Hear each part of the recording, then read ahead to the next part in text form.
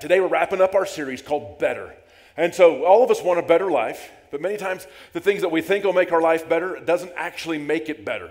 And so we've been looking at some verses in the Bible that actually have this word better in it. And so we kicked off looking at the verse that says, better is one day in your courts than 1,000 elsewhere. We talked about how there's nothing better than living in an ongoing awareness of the presence of God. And then week 2, we looked at that verse that says, 2 are better than 1. We talked about the importance of relationships.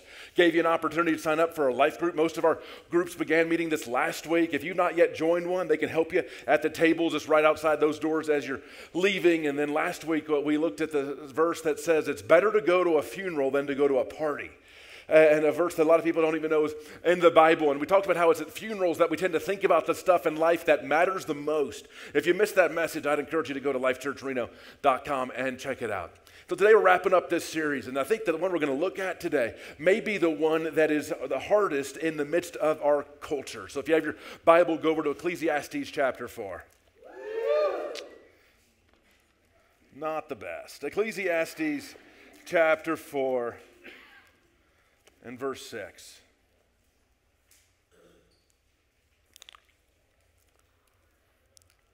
Here's what it says. Better is a handful of quietness. Other translations say peace. Better is a handful of quietness than 2 hands full of toil and a striving after the wind. Here's what Solomon's saying. He's saying it's better to have less but to have peace in your life than to have more and for a life filled with a lot of stress, is what he's saying. And honestly, this is a message that is totally countercultural. Our culture gives the message over and over and over, more is better. Whether that's more money, more stuff, or more activity. Our culture says more is better. This afternoon, the Super Bowl's on. Who's going to watch the game? Raise your hand. Who's watching the game? All right. And who's for the Patriots? Raise your hand. Good. Gary, I love you, but not Tom Brady. And so who's for the Rams? Who doesn't care? Who's really watching for the commercials? All right. And so, and here's the truth. This afternoon, advertisers will spend over $500 million just for this afternoon to try to convince you that your life will be better with whatever they're selling. And to try to convince you that your life is worse if you do not have whatever they're selling. It is all about this more is better idea. And it's the message that our culture gives over and over and over again. But here's the thing. The words more is better is only true sometimes. What we do is we need less of what doesn't matter and more of what does. See, more love is always better, right? More joy is always better. More peace is always better. More patience is always better. More kindness and goodness, gentleness and self-control. More of the character of Jesus is always better. But many times the things that our culture would say that more is better, it isn't even true. We think that more money is always better. Truth is, more money is actually rarely better. In fact, obviously, it's better through our perspective, at least, if you have enough money for food to eat. It's better if you've got some clean water. It's those things. Nobody wants to live in abject poverty.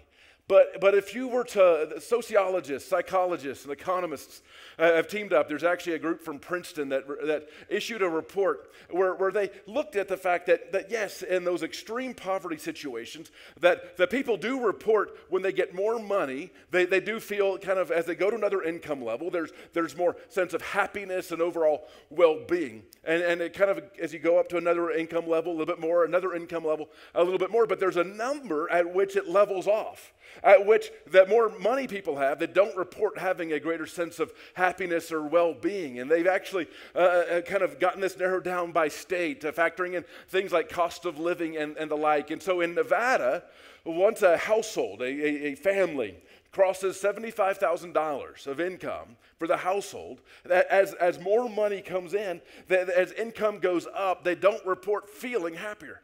They don't report feeling a greater sense of well-being. The fact of the matter is, more money is rarely better. Here's what John Rockefeller said. A handful of the richest people that have ever lived. Let me share with you some things they said. Rockefeller, richest man alive at his time, said, "I have made many millions, but they have brought me no happiness." Vanderbilt said, "The care of millions is too great a load. There is no pleasure in it." John Jacob Astor described himself as the most miserable man on earth. Henry Ford once said, "I was happier doing mechanics work." Rockefeller said, "The poorest man I know is the man who has nothing but money." And so more money is rarely better. I remember early in our marriage, some of my happiest memories are early in Claire and I's marriage. I was a youth pastor. I was making $300 a week. And Claire wasn't making great money. And then we had these friends. He was starting his own business and was really, hadn't gotten started yet. Didn't have much money. He was living in a single wide trailer.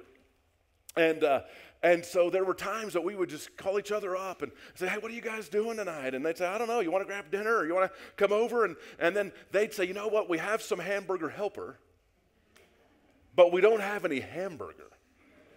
And we'd say, "You know what, we got some hamburger." And we just bring our hamburger, their hamburger helper. And then they went on they were kind of the original Beverly Hillbillies. They discovered some gas on their grandma's land. And then they started just like bringing in unbelievable amounts of cash.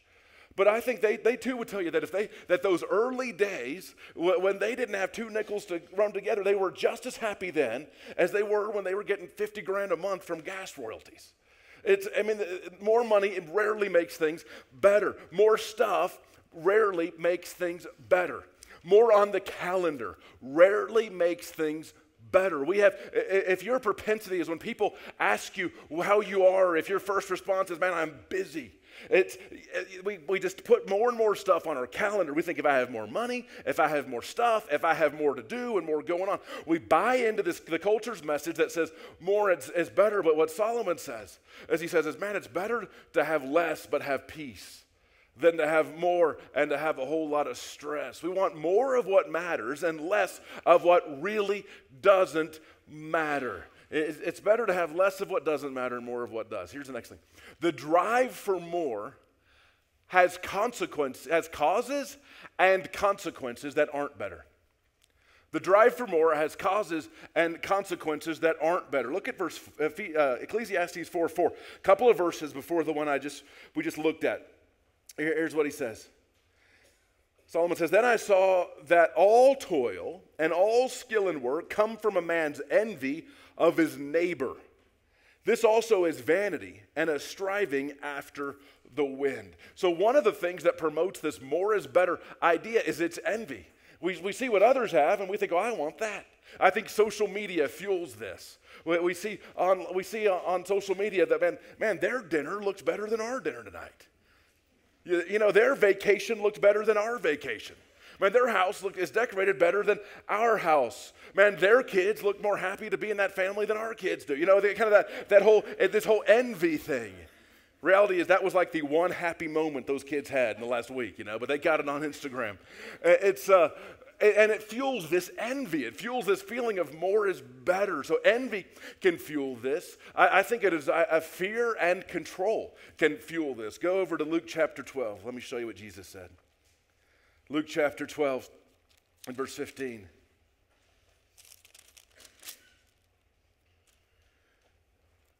Jesus said to them, he said, "Take care and be on your guard against all covetousness or envy.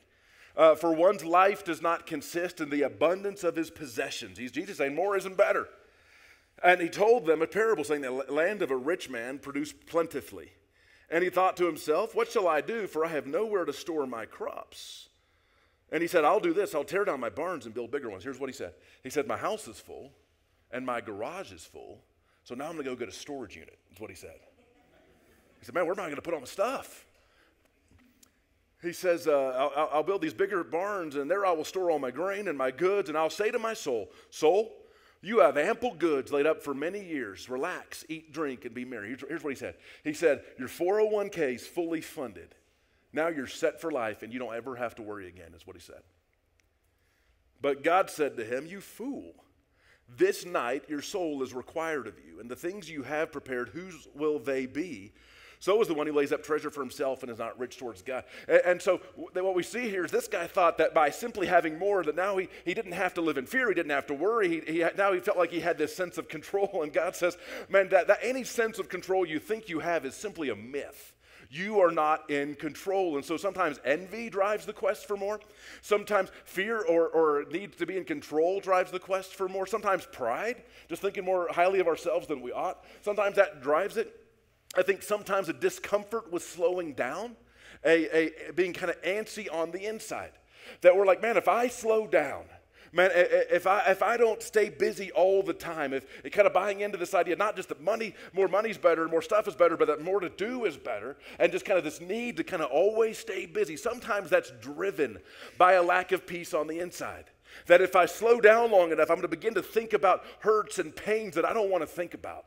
I'm going to begin to think about stuff that's broken on the inside of me that I don't want to think about. If me and the wife stop just running our kids from activity to activity to activity, and we actually slow down, actually have to look at each other, we're going to realize that we don't even know how to talk to each other anymore. And so this kind of discomfort on the inside kind of drives this need to do more. That more is better as long as I'm just doing more. And there's the lack of peace on the inside that kind of drives it. So the causes that for the drive for more aren't better, and the consequences of the more is better view of life aren't better. It comes with stress. Proverbs 17:1, Solomon says something very similar. He says, better is a dry morsel with quiet than a house full of feasting with strife. What he's saying is, I'd rather be eating hamburger helper, but there to be peace in my relationships than to be having a prime rib buffet, and there to be kind of this tension and this stress and this strife. The more is better view of life, it brings stress and it harms relationships.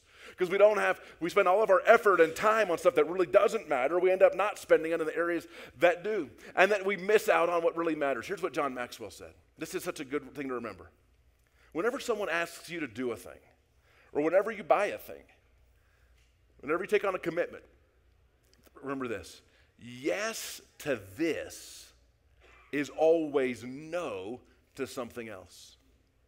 Learn to say no to the good so that you can say yes to the best. And so this more is better way of looking at life. Man, the things that cause it in us aren't better. The results of it aren't better. And so Solomon's saying, hey, it's better to have less and have peace. Better to have less money, less stuff, less going on, less activity, but have peace than to have more money, more stuff, more activity, more to do, and for there to be all this stress. Here's the truth. Contentment is always better. Go over to 1 Timothy 6. We're going to hang out here a bit. 1 Timothy 6. Contentment is always better. 1 Timothy 6.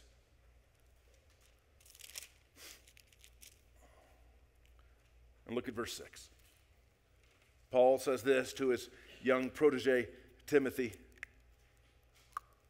He says, but godliness with contentment is great gain.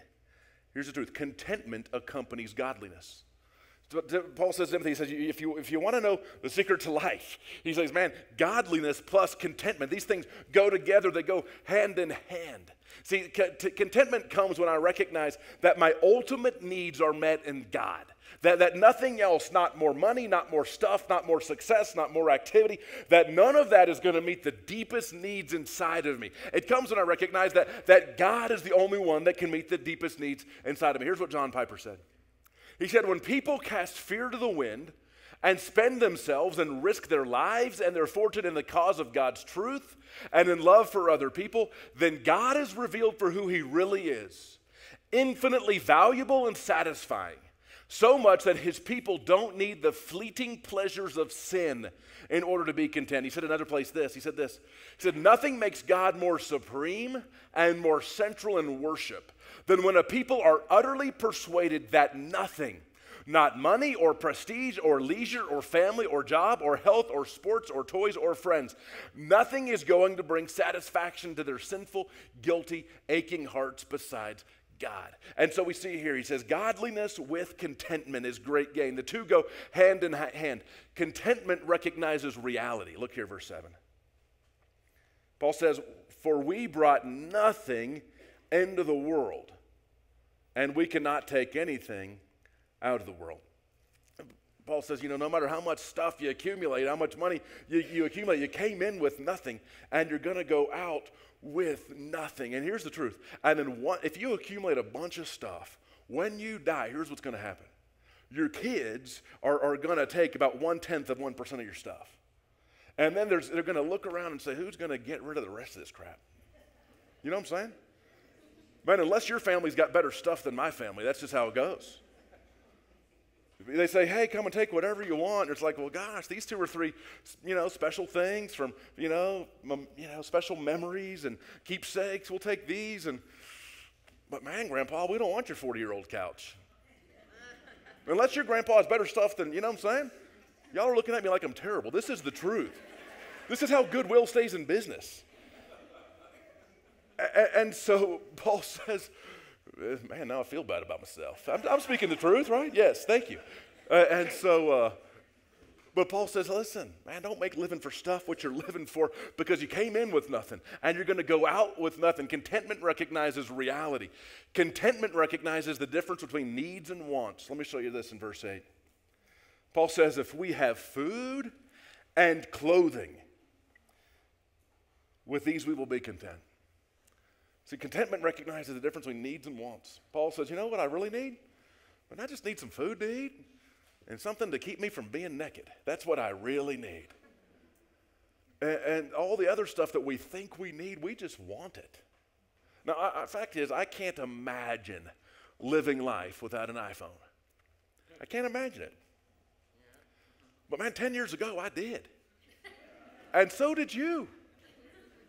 I mean, it's like, man, if you lose your phone, you feel kind of paranoid. But the reality is, I don't need an iPhone. I want one. I don't need it. I can't imagine. I can't imagine not having air conditioning in my house. But like 70 years ago, pretty much nobody had air conditioning in their house. You don't need it. You want it. And so, what contentment? Paul says, you know what? When I'm going to be, as long as I got some food to eat and some clothes to wear, I'm going to be all right. It recognizes the difference between needs and wants. Here's the truth. Your kid doesn't need to do 3 different sports. Guess what? They don't need to do 2 different sports. I'll go this far. If your kid wasn't involved in a club sport, they would probably still be okay. Why, my middle daughter, Hannah, Claire's over with her over in Sacramento, braving blizzards for volleyball. It's like, how is this even true? There's a difference between what we need and what we want, and that contentment recognizes that. Paul says, man, as long as I got some food to eat and some clothes to wear, I'm going to be all right. Contentment releases me from harmful temptations. Let me show this to you, verse 8. He says, verse 9, but those who desire to be rich fall into temptation, into a snare, into many senseless and harmful desires that plunge people into ruin and destruction. For the love of money is, now here's the thing, the Bible, people say that money is the root of all evil. The Bible never says that. The Bible says the love of money is the root of all kinds of evil. It is through this craving that some have wandered away from the faith and pierced themselves with many pangs. Here's what Paul's saying straight up. He says, when we embrace this more is better message from the culture that says more money, more stuff, and more to do is better. When we embrace that message, then what we do is we put ourselves in danger. We put ourselves in danger of losing sight of what matters most. We put ourselves in danger when it comes to the state of our soul. And we can fall into getting off track, and it can really mess us up. And so contentment, it frees us from harmful temptation. Contentment fuels generosity. Go over to verse 17. Here's what Paul says.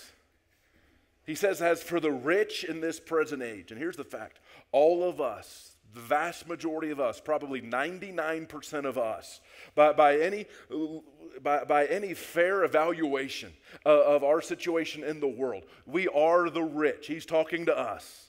As for the rich in this present age, charge them. Other translations say command them. Not to be haughty, not to think better of ourselves because we've got more than someone else, nor to set their hopes on the uncertainty of riches, but on God, who richly provides us with everything to enjoy. They're to do good, to be rich in good works, to be generous and ready to share. And so, man, contentment, it fuels generosity. Contentment, it sets us up for an incredible reward. Let me show you this, verse 19. He says, man, command the rich, command them to do good, command them to serve, command them to help people, command them to be generous, ready to share. Why? That they would store up treasure for themselves as a good foundation for the future, so that they may take hold of that which is truly life. Contentment leads to a great reward. Contentment is learned. Go over to Philippians 4. Let me show this to you. We're almost done. Contentment is learned. It's not something that happens all of a sudden. Philippians chapter 4. Here's what the Apostle Paul can't find the book of Philippians. Philippians chapter 4. Let me show you verse 11. Paul's talking to this church, and they just given him some money to help him with his mission. And here's what Paul's saying. He said, hey, thanks for the help. But by the way, I don't need your money, is what he's saying. Thank you. It's good for you that you helped. It's good for you. God's going to bless you. But here's what he says, verse 11. He said, not that I'm speaking of being in need. Get this. For I have learned in whatever situation to be content. I know how to be brought low, and I know how to abound. In any and every circumstance, I've learned the secret of facing plenty and hunger, abundance and need. And so Paul says, hey, listen, I've learned it. He says, I've learned what it is to thrive with a little, and I've learned what it is to thrive with a lot. It's kind of like J-Lo. She says, I used to have a little, but now I have a lot, but I'm still Jenny on the block. You know what I'm saying? It's Paul and J-Lo, two peas in a pod. And but Paul says, he says, I've learned it. He says, I've learned to be content when life's hard and when life's going the way I like it to go. I've learned what it is to have a little and to have a lot, but he learned it. Here's the thing. Contentment isn't something that just suddenly happens. Now, I think this. I think for all of us, that depending on your temperament, your personality, your experience, your upbringing, there's going to be parts of the Christian life that come a little easier to some than to others. There's going to be some parts of the Christian life that are going to come harder for some than are going to come for others. It might be that because of your upbringing and your temperament and your personality type, the whole idea of not letting anger lead you into sin, it might be hard for you. Maybe just your personality, man, you're just kind of a hothead by nature. You were that way as a kid, your dad was that way, your grandpa was that way. And so the idea of not letting anger control you but instead letting the Holy Spirit control you, that is going to be something that takes a while to learn. It's going to take a while for God to change you in that. It's going to, maybe your whole life, maybe something that's a little harder for you than for others. You might be the kind of person that just never gets mad. That's just not your bent. You're just kind of a peaceable kind of person, always were. Your dad's that way, your grandpa's that way. And so that idea of, hey, I'm not going to let my anger control me, man, that just comes pretty easy for you. Same way with contentment. There are some people that, my dad is just by nature content. You know, my dad is just like, whatever's going on, he's just good with it. I say, Dad, how was dinner? He's like, oh, that was pretty good. When he's like, I just tasted that same dinner. It was terrible. But he's just prone to contentment, right? You ever know anybody like that? My oldest daughter, Lauren, from birth, just like prone to contentment, just kind of whatever's going on. She's just pretty good with it. And, but my middle daughter, Hannah, from the earliest age, like 3 years old, man, if she saw something, she just wanted to own it. Like, I remember taking our other kids to the zoo, and they'd see a giraffe, and they're like, oh, Dad, what a neat giraffe. And then Hannah would say, Dad, what a neat giraffe. Dad, I need you to buy me that giraffe. Just like from birth. And I'm like, well, where did she get that? And I always say probably Claire, but it might have been me, and she was just that way. And so what Paul says, so for some people, it's just going to be more of a learning thing than others. But what Paul says, he says, I've learned it. And the idea of learning is very closely related to the idea of being a disciple. And so it's just kind of this process of becoming more like Jesus. But contentment is learned. It's usually not something that comes all of a sudden if it didn't come natural for you. And here's the last thing. Contentment requires God's help. Let me show this to you. I'm about to burst some of your bubbles. Here it is. He says, man, I've learned what it is to be content with a little and have a lot. And this is verse 13, 4:13. I can do all things through him who strengthens me. I remember being 7 years old. I remember there was a poster on my wall of a white guy slam dunking a basketball. And then it said Philippians 4:13. I can do all things through Christ who strengthens me. And man, I would quote that verse and try to slam dunk, and it just never came to pass for me. You know what I'm saying? And laugh with me, folks. It'll be better. And so so we take that verse to mean all kinds of stuff that it was never, ever, ever, ever, ever, ever, ever supposed to mean. What Paul says saying here is he's saying it's through the strength of Christ that I've learned to be content with a lot and with a little. A better translation actually is I can endure all things through Christ who strengthens me. It's Christ. Is the secret to kind of being able to learn contentment. And so, big picture, Solomon's saying, hey, listen, man, it's a whole lot better to have less money, stuff, and stuff going on in your calendar with peace than to have more money, more stuff, more on your calendar with a whole bunch of stress. Here's what Martin Luther said about this whole contentment thing. He says, I've held many things in my hands and have lost them all, but whatever I have placed in God's hands, that I still possess. Let me pray for you.